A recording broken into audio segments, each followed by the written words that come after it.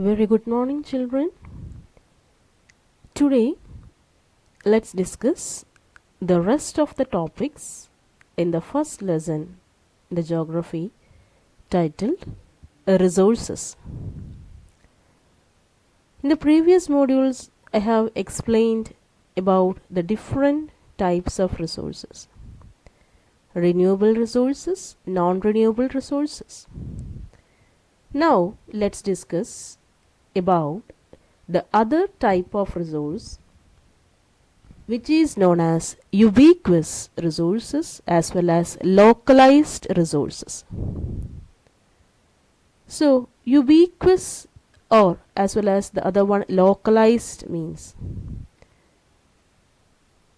actually these ubiquitous resources we can see in many places, but localized resources means we can see only in particular places.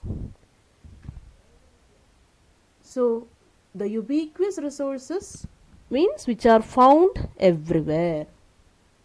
So the best example is air, and the resources that are found in only in some places are called as localized resources.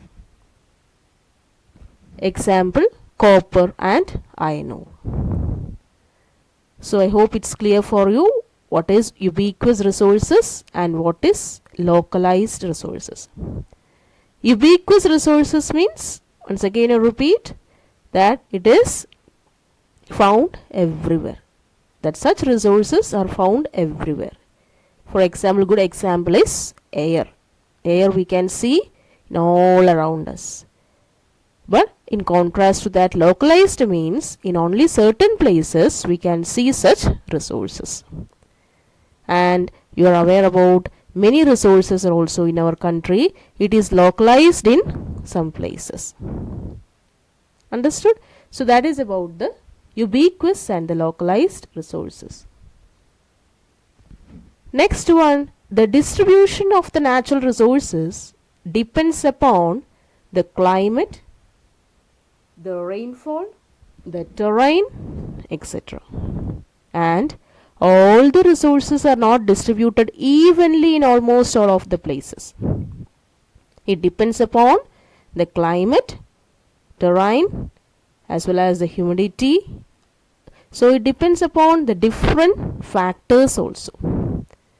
So the distribution of the resources among the different places in our country depends upon all these factors. It is not spread everywhere. So that is regarding that. And in this map you can see that in certain places, here it is iron ore is given as.